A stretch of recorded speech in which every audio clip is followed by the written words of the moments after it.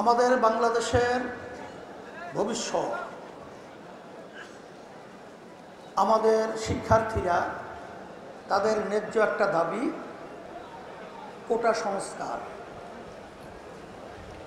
এই দাবিটা অত্যন্ত ন্যায্য এবং যৌক্তিক, কিন্তু দুঃখের মধ্যে বলতে হয় আমরা কি দেখলাম, সেই দাবিকে একেবারে নিভিয়ে দেওয়ার জন্যে আওয়ামী ফ্যাসিস্ট সরকার, খুনি সরকার আমার দেশের ভবিষ্যৎ, আমার শিক্ষার্থীদের উপরে নির্বিচারে ঠান্ডা মাথায় পাখির মতো গুলি করে তাদেরকে মাটিতে লুটিয়ে ফেলল। যখন এটা আমরা দেখেছি, তখন ইসলামী আন্দোলন বাংলাদেশ এবং তার সমস্ত সহযোগী সংগঠনগুলো আমরা আর নিশ্চয় বসে থাকতে পারি না। তখন আমাদের বিবেককে আমরা ধরে রাখতে পারি নাই। আমাদের ঘুম এক পর্যায়ে নষ্ট হয়ে গেছে।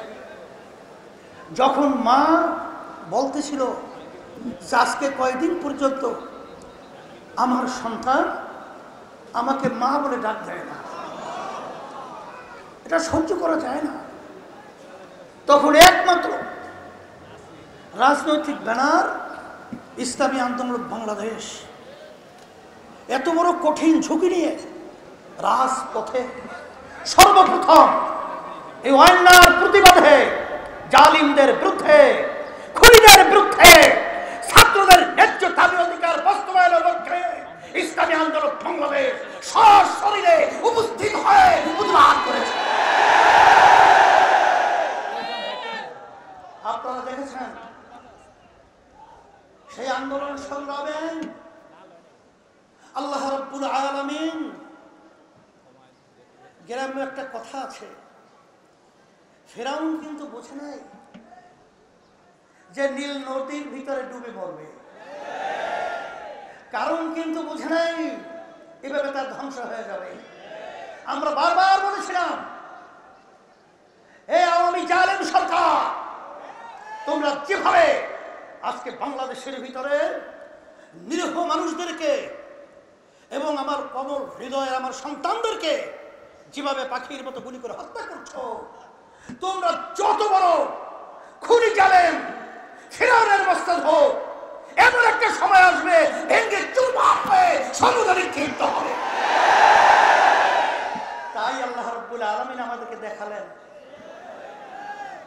গ্রামে একটা কথা আছে, পচা শামুকে পা কেটে যায়। এত ছোট্ট একটা ঘটনা, এর মাধ্যমে এই ফিরআউনের মস্তক হবে, চিন্তাও করা যায় না। এর মাধ্যমে আমি একটা আগাম বার্তা দিতে চাই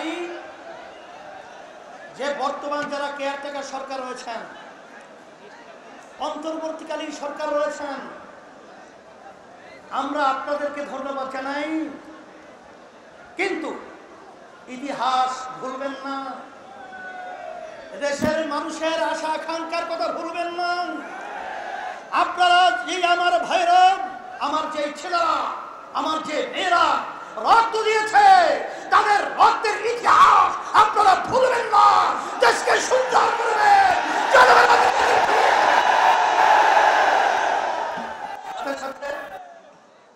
আপনারা কাজ করতে গিয়ে, আপনাদের দায়িত্ব পালন করতে গিয়ে যদি ন্যায়ের পক্ষে, দেশের পক্ষে, আজকে জনগণের পক্ষে, ইসলামের পক্ষে যদি আপনাদের কাজ থাকে, ইসলামী আন্দোলন বাংলাদেশ আপনাদের সাথে, বাংলাদেশের সর্বস্তরের জনগণ আপনাদের সাথে থাকবে। কোন ফিরআউন আপনাদের দাঁড়াতে লড়াতে সময় পাবে না।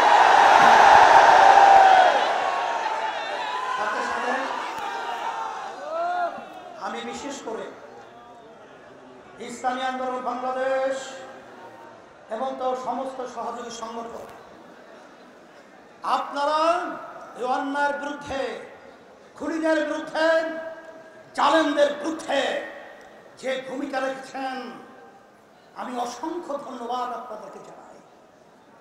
আমি কল্পনাও করতে পারি নাই যে আপনারা এইভাবে স্বতঃস্ফূর্তভাবে অন্যায়কে প্রতিহত করার জন্য, খুনিদের বিরুদ্ধে, জালেমদের বিরুদ্ধে এরকম বুক পেতে গুলি নিয়ে আজকে ন্যায়ের পক্ষে, ইসলামের পক্ষে অবস্থান নেবেন। এটা আমাদেরকে আশার আলো জাগিয়েছে। এই বাংলাদেশের মধ্যে আর অন্যায়কারীরা কখনোই এখানে ঠাঁই পাবে না। সেই হিসাবে আমি বিশেষ করে বর্তমান সরকার সহ সকলকে আহ্বান জানাবো, খুনিদেরকে চিহ্নিত করে বাংলার জমিনে মাটিতে বিচার করতে হবে। এই যেই সমস্ত জালেম, যেই সমস্ত দুর্নীতিবাজ, আমার রিক্সাওয়ালা ভাই যারা এই রৌদ্রের ভিতরে রিক্সা চালিয়ে যাদের মাথার ঘাম পায়ে পড়েছিল, আমার ঠেলা গাড়িওয়ালা ভাই, আমার শ্রমিক ভাইরা, এই কষ্ট উপার্জিত যেই সম্পদ সরকারি ফান্ড জমা হয়েছিল, যারা এই সম্পদ টাকা লুট করেছে, বিদেশে বেগমপাড়া তৈরি করেছে, সুইস ব্যাংকে টাকা জমা রেখেছে, অচেরি ওদের টাকা ক্লোজ করে সরকারি ফান্ডে জমার ব্যবস্থা করতে হবে।